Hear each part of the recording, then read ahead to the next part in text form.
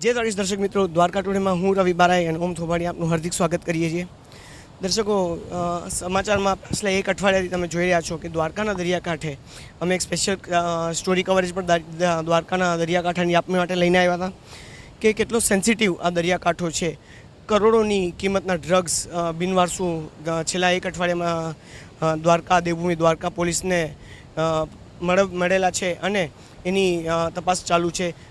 દેવભૂમિ દ્વારકાના હોનાર અને બહાદુર એસપી નિતેશ પાંડે સાહેબના માર્ગદર્શન હેઠળ સમગ્ર દેવભૂમિ દ્વારકા પોલીસ એટલે કે એલસીબી, એસઓજી અને સ્થાનિક પોલીસની સહિયર કામગીરી દ્વારા અત્યારે આપ જોઈ શકો છો કે દ્વારકા ટુડેની ટીમ ઓખામટીના દરિયા કિનારે છે. મારી પાછળ તમે જોઈ શકો છો કે દ્વારકા પોલીસ સ્ટેશનની ટીમ, પીઆઈ પટેલ સાહેબ સહિતની દ્વારકા પોલીસ સ્ટેશનની ટીમ અત્યારે સઘન આખા દરિયાકાંઠા ઉપર પેટ્રોલિંગ કરી રહી છે અને દ્વારકાથી લઈ ઓખાથી લઈ અને ઓખામઢી સુધી જે આખો દરિયાઈ પટ્ટો છે ત્યાં ફૂટ પેટ્રોલિંગ કરી અને સમગ્ર કાંઠાની સુરક્ષા ધ્યાનમાં રાખીને તાજવીજ કરી રહી છે કે કોઈ પણ આવા જે હજી બિનવારસુ આવા સેન્સિટિવ અને ડેન્જરસ જથ્થા મળી આવે એની માટે ખૂબ ખૂબ અભિનંદન. પહેલાં તો દ્વારકા ટુડેની ટીમ વતી હું આપવા માંગીશ દેવભૂમિ દ્વારકા પોલીસને કે નિતેશ પાંડે સાહેબ અને ડીવાયએસપી રાઠોડ સાહેબના માર્ગદર્શન હેઠળ ખૂબ જ સરસ કામગીરી દેવભૂમિ દ્વારકા પોલીસ કરી રહી. તો એવી પણ હજી પોલીસને આશંકા છે કે હજી આવા